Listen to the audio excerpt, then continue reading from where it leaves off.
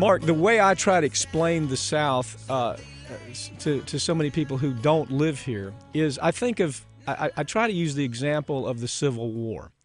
When you had people living basically in poverty that were sharecroppers, they weren't the aristocracy. They were not the landowners. They were the people who worked the land for the aristocracy. And nevertheless, they were convinced by the aristocracy that they should take their gun and run into the face of cannons and just basically become cannon fodder. And they did it not for any other reason except that they felt this weird obligation to that aristocracy, even though they had nothing. I mean, the aristocracy would not let them come through their back door of their palatial mansions, but they did this anyway. And you nailed this article, Southern Discomfort. It's very, very good stuff because people don't understand this Southern mentality. Tell me what you think about what the Democrats ought to do here with the South. Mine is turn out the lights and go home. I'm interested in seeing what your view is. Well, I don't want to turn out the lights and go home. I think what I'm trying to say is that even if you're not going to count on the South as in elections, traditionally Democrats really did count on the South in elections. Jimmy Carter won everything except Virginia. Bill Clinton wouldn't have been elected without winning some states in the South. But now it's possible for Democrats to see a way to work around that, both in presidential elections and in, ultimately in building congressional majorities again. The challenge, I think, is that I wouldn't turn off the lights and go home. Well, look, I think we have an obligation to the enormous level of need in the South. Somebody just sent me an email about all the education cuts in Texas.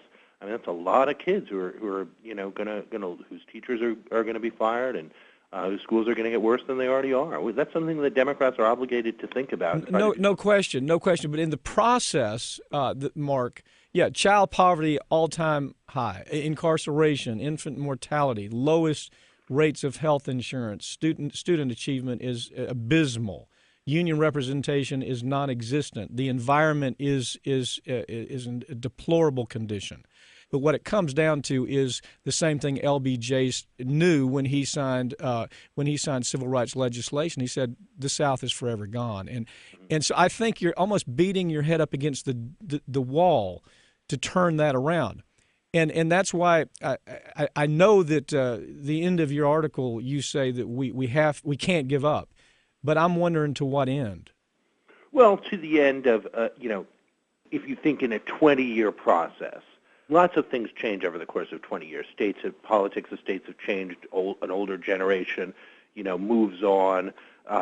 Younger people all across the country are more, they're more tolerant. They're more open to diversity. They're less racist. All those potentials are there. The population shift, the Hispanic population in a lot of the southern states grows. I think it's possible to kind of build from the grassroots. Don't think of it just in terms of how you're going to win elections, but to build from the grassroots a little bit more of a community organizing movement that allows people to think about what they really need from government. Well, let me get away from that old ideology that's kind of trapped them. Well, let me throw you a curve. In the South, there's a notion that concept tradition is handed down generation to generation, and it's so true. There almost is no diversity in that. For example, leadership begins in the major universities here, the University of Alabama, maybe Auburn, maybe Ole Miss, maybe University of Georgia. Those are the kids that come out, and then they're the next generation of leadership. Right, of elites. The problem is they are just like mommy and daddy. Right.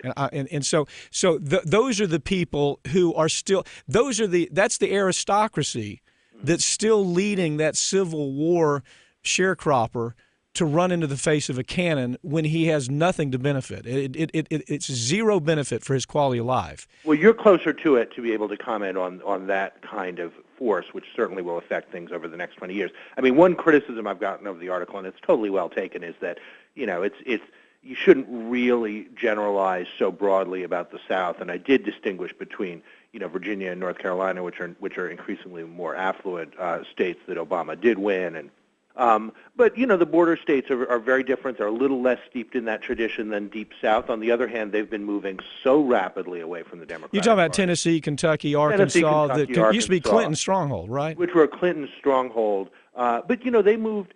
Obama lost a lot of ground compared to John Kerry in those states, but John Kerry lost a lot of ground compared to Al Gore, and Al Gore lost a lot of ground compared to Bill Clinton. So it's not just that you had an African-American candidate for president. Right. They've been moving as quickly as possible away from the Democratic Party for a long time, and those, of course, are, where there's, in many ways, some of the deepest poverty, and there's a lot of economic development in some of the other states. Mark, I think you nailed it in your article. Frankly, I don't think you overgeneralized. I think you nailed it. And again, I'm here, and I read this, and I read it a couple of times because I was so moved by what you wrote. I thought it was brilliant, actually.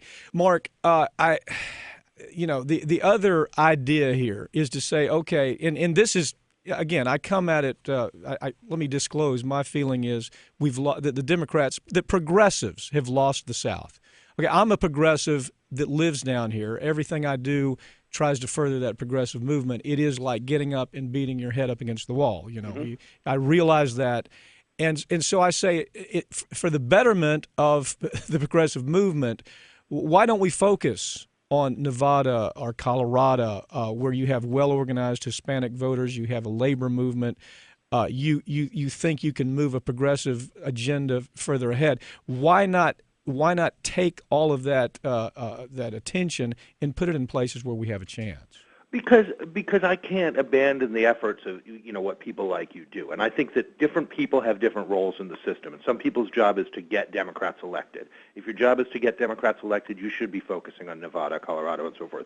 If you feel like your obligation is to change that next generation, to change the way we think about our country as a whole, to change the way we think about opportunity and education.